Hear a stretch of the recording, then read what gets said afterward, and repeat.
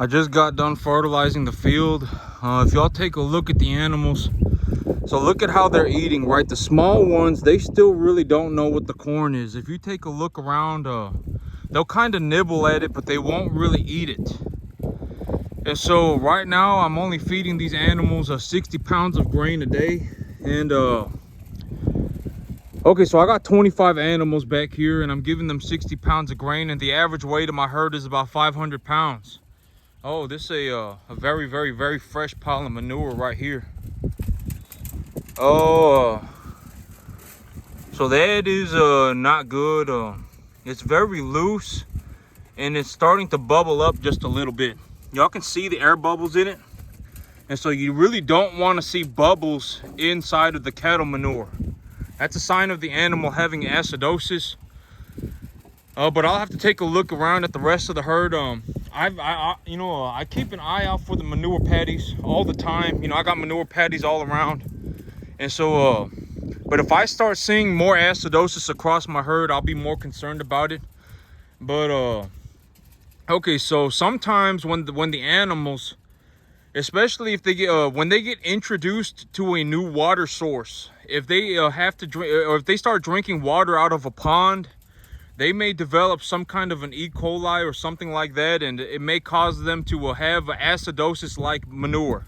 They will start having a real runny manure, but they're not having it's not acidosis. It could be E. coli or salmonella or some kind of bacteria that they picked up from drinking the water.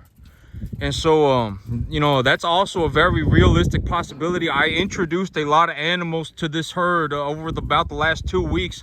Over the last week or 2 weeks, I put a lot of animals back here, new animals back here, and they'll go swimming in the pond, they'll poop in it, they'll pee in it, and then they'll drink it. And when that new bacteria is introduced to the animals, they could start having diarrhea problems. And so I'm not too concerned that I have one manure patty over here that looks like that. But these animals right now, I'm giving them about 500, they're about average weight 500 pounds. I got 25 animals over here and I'm only giving them 60 pounds of grain a day. But as soon as the smaller animals start eating, oh, well, okay, but here this weekend it's gonna rain. I got an 80% chance of it raining for 3 days in a row. I got my fertilizer put on the field, and okay, so there's a lot going on. It's supposed to rain this weekend. Next weekend I'll bring in more animals, and next weekend when I go to buy the animals, I'll also take 3 of my animals to market. And the 3 animals that I'll be taking to market are the big ones, this one right here, and then I got 2 on the end over that way. But if you look at the big ones, okay, so when it comes to body conditioning score, the easy way to check the body conditioning score of an animal is if you see 2 ribs on their body. If you see 2 ribs on their body, they're at a body conditioning score of 5. If you can see multiple ribs on their body, they are emaciated. They are a body conditioning score of 4 or lower. And so, like, when I look at these animals, they are visibly plump, right? They are visibly plump. I don't see any signs of ribs on their body at all.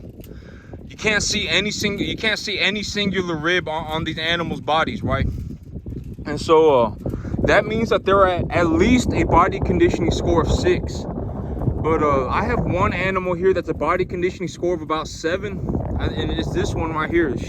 Her right here, she's at a body conditioning score of 7. But at a body conditioning score of 7, the simplest way to put it is that they will start looking rectangular. They will almost start losing their. They will start looking rectangular. That's the best way for me to put it, from my understanding. And they will visibly start depositing fat. Like, they'll have like this great big old melon on their chest. They'll have what's called brisket fat. And so, okay, but different animals will deposit fat differently. And so if I have a continental type animal, the animal will deposit fat differently than an English type animal. And if you want to know what I'm talking about, you can just go on Google. You can just go on Google or YouTube or whatever you want and look this up. And there are many presentations on this. I'm not making this stuff up, right?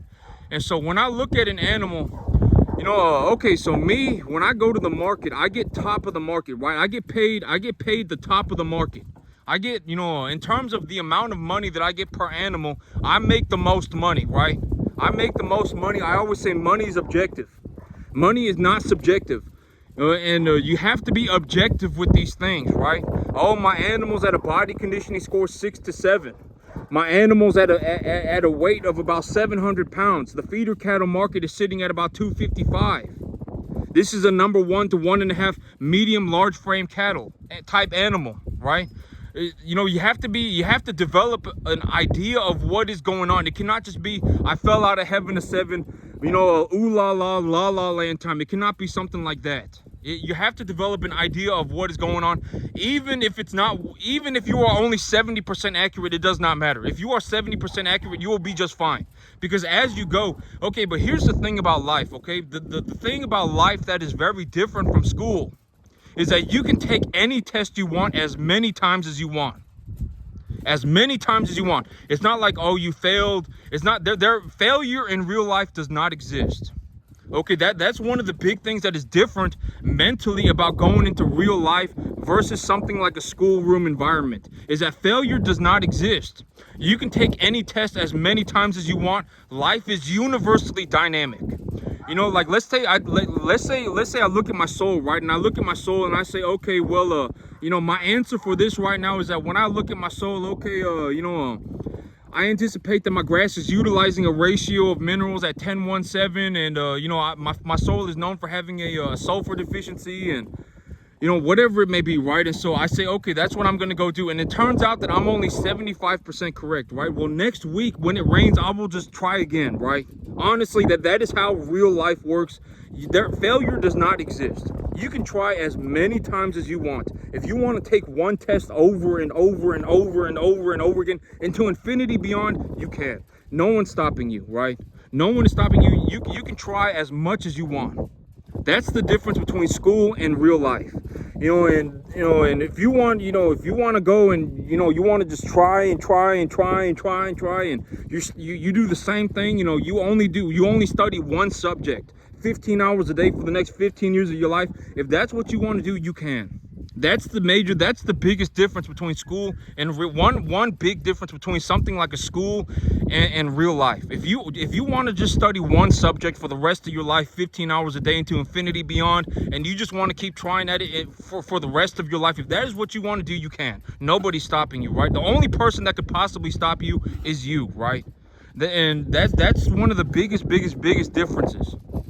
If you want to become a farmer, nobody is stopping you from applying yourself for 15 hours a day for 15 years straight. You do not need to move on to any other grade. You can legitimately just sit and be a farmer forever if you want to, for 15 hours a day. If you want to sit there and you want to read books, what fertilizer was used? Oh man, if we injected fertilizer, a water soluble fertilizer into an irrigation system and applied it on a field at a rate of half an inch an hour, over a course of 3 hours, and whatever you want to read, if you want to read about it, you can, right? Whatever it may be. Oh, we put 150 pounds of fertilizer in the spring and we got 3 inches of rain a month, and we put 100 pounds of fertilizer in the fall, and we put a varying amount of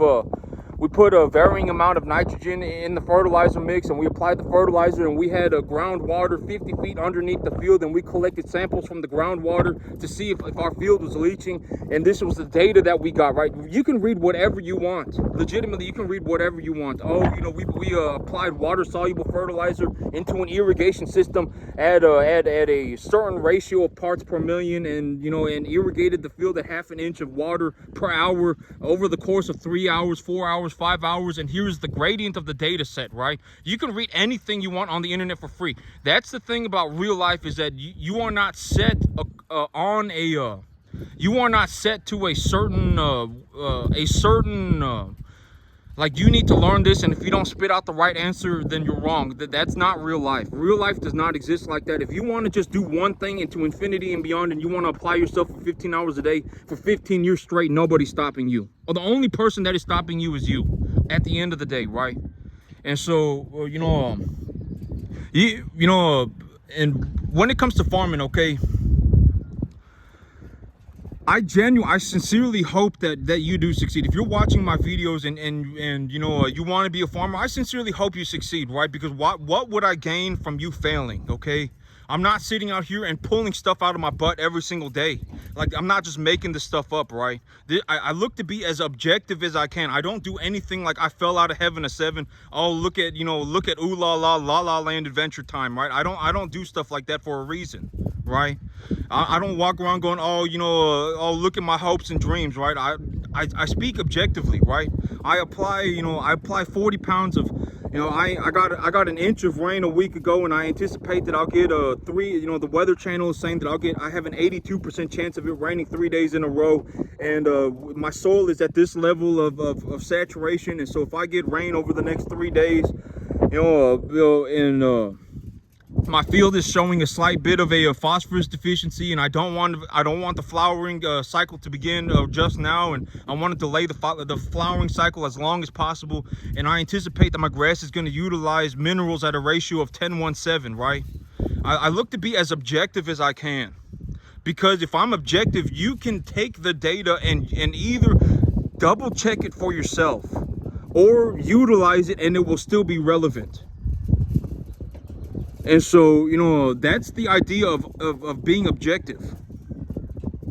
It's not subjective. It's not really up for debate. If you want to debate it, you need to go and try the data set for yourself. And if the data set comes out incorrect, you need to have a very structural reason for why it came out incorrect. Oh, well, when we applied the fertilizer, we found that if the silt concentration, if the silt percentage of the soil was 5% higher, or whatever it may be, right? You can find reasons for why things are incorrect, and this is also one of the big reasons why I do not have the capacity to give anybody a straightforward answer, because at the end of the day, every field is going to be different. Every field is going to be different. Every field is going to be in a different stage of development. And so, like, even if I walked across the street, their field would be in a different stage of development, because I've been working on this field every single day for like the last 2 years, right? And so, I would have to go and look at the field by myself. I would have to see the field. And so this is what I'm looking to teach people. I'm looking to teach you how to go to a field and take a look at it and come up with the answer for yourself. And that is the big thing that I'm looking to teach people, because even if I went across the street, the field would not be the same as mine. I would have to take a look at it, and it would be different, because I've been working on this field for the last 2 years, right? Every single day for the last 2 years. And so even if it was, a 10-minute walk, it would not be the same. It would be different.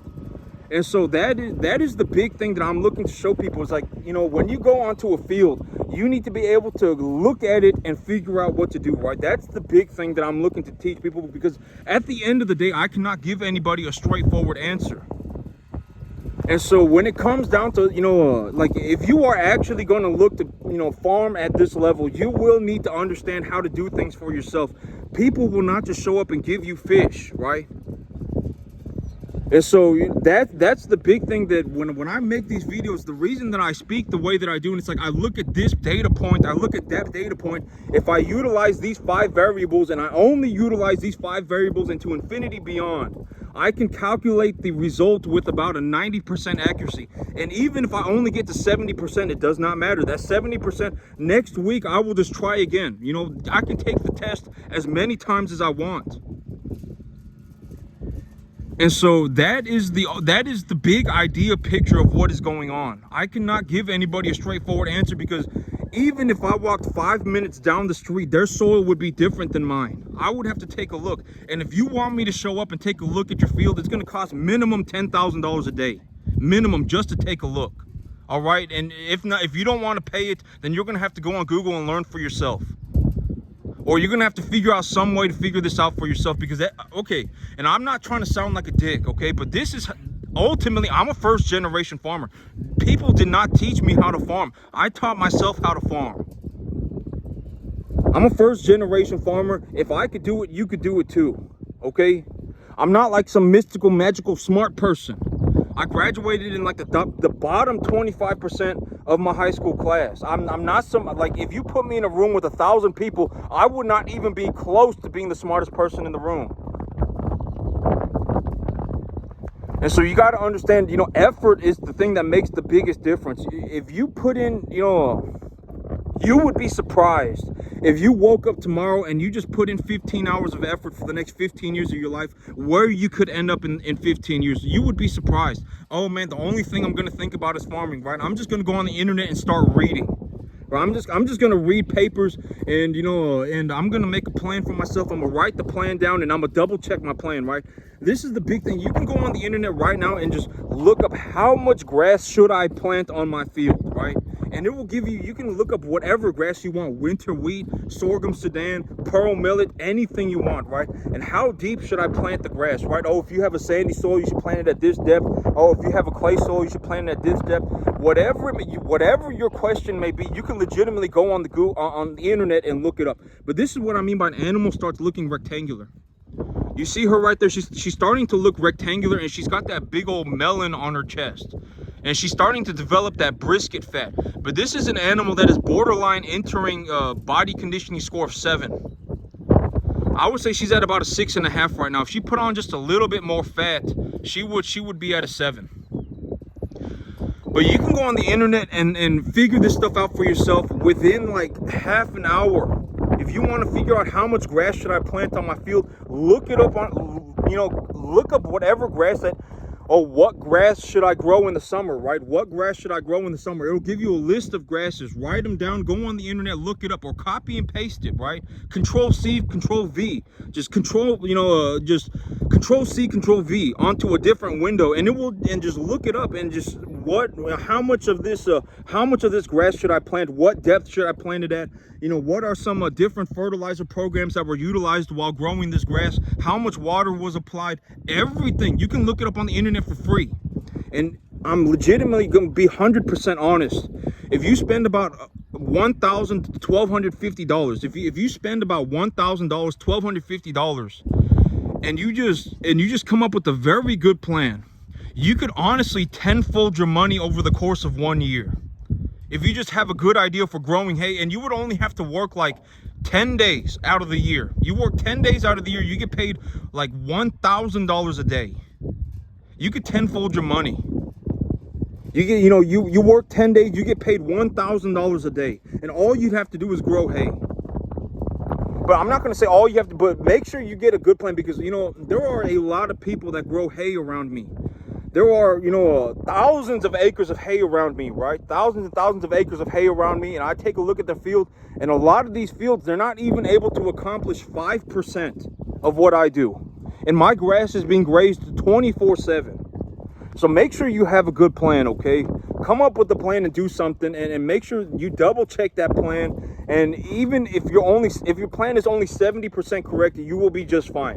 But if you really, really, really look at the thoroughness and be very thorough with your plan, and you're detailed, I'm going to plant sorghum Sudan grass at a density of 100 pounds an acre, 125 pounds an acre. I'm going to plant that grass at 0.75 inches. My soil is this saturated, and I got rain coming in the rain, and I got 1 inch of rain coming in next week. And so I'm going to utilize a 10-1-7 or whatever. The pH of my soil is at a 7.5, and my field is known for having a potassium deficiency, even though it's at a pH of 7.5. I'm going to apply sulfur. My soil is known for having a sulfur deficiency. And you know what? I got some time right now, and so before I start, I'm going to scoop some of this soil into a Tupperware container and plant grass in it, and just utilize different fertilizer ratios in these Tupperware containers, and I'm going to see which one objectively does the best, right?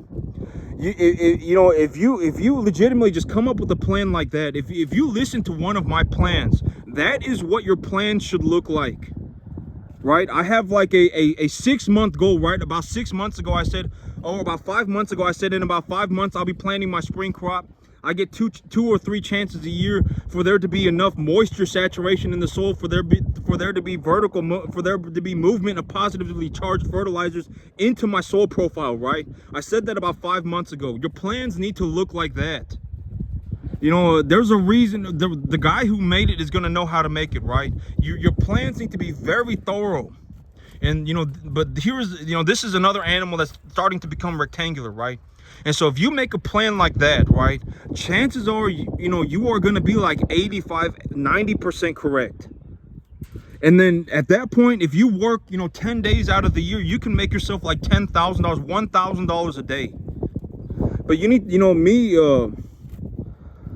I probably make something, I don't even know. I'm about to make a lot of money. I can tell when I look at my animals. This is a number 1 to 1.5 time medium large frame animal, about 650 pounds, body conditioning score 7, right? Very, I'm about to make some money. And I got money, and I'll be taking these animals to market here in about 2 weeks. And I'll be taking them, I got another set of animals that will likely be ready for market here in about a month as well. But there's an animal pooping right now, but I can already see it from here. Her manure looks very good. And so, and here's another fresh manure patty right there. And so there's another one, but that one, but so these animals are not, their manure does not look bad, right? I don't know what's causing that one acid, oh, here's another animal that's pooping right now. And so the majority of the herd is not having some kind of major acidosis problem, right? Like, that's very good manure right there. And so I'm not worried about the animals having some, massive acidosis problem across my entire herd. I don't think it's happening. If the animals are drinking bad water, if the animals have some kind of a bacterial infection from drinking new water, then that could also cause them to have that too. And so I'm just going to keep an eye on my herd. But when you come up with the plan, it needs to be very thorough, and you can get on the internet and look up anything you want for free. It would only take you about half an hour. And if you want to try it, what are you at risk for, right? $5. You can legitimately just take a Tupperware container, scoop some of your soil into it, plant some grass on it, use whatever fertilizer you want, right? And you can see, this Tupperware container grew more grass than the other Tupperware container. This is the fertilizer that I'm going to use to grow my hay. And then when you grow your hay, you can legitimately tenfold your money in 1 year. Planted in May, harvested in July in the middle of summer when it's hot outside, and get a feed test done on it. Harvest it. Look up when, at what stage of development should I harvest my grass. Oh, late, late vegetative state. And if I harvest my grass at a late vegetative state, and I've applied this fertilizer to it, and over many tens of thousands of data sets, right? If I got 20,000 data sets that said that across 20,000 data sets, it said that if we utilized this fertilizer and harvested the grass at this stage of development, we harvested a grass that was 10 to 12% protein and 58 to 62% TDN, right? Across like 20,000 samples, right? And so if you harvest your grass at that stage of development, and they'll have little pictures, they'll have pictures everywhere, and you just look for that, and then you say, okay, my grass looks like that, it's time to harvest my grass. I harvest it for hay, and boom, you've worked 10 days out of the year and made yourself 10 grand. And it's only put you at risk for $1,000. In reality, it's not even at a risk of $1,000, because if your plan is very good, chances are you are not just going to utilize $1,000 and have nothing, right? If you got a good plan, if you got a very good plan, your plans should sound something like mine. Okay, I'm a very, very, very successful farmer. Your plans should sound something like mine if it's successful. And you're not really, at that point, you're not really at risk of losing your $1,000, right? Because at the end of the day, you're going to get something. You're going to get something, and and more than likely you will make, even if it's only 70% correct, you will make more than the money that you put in. And so that's it for me today, YouTube. Y'all have a good one.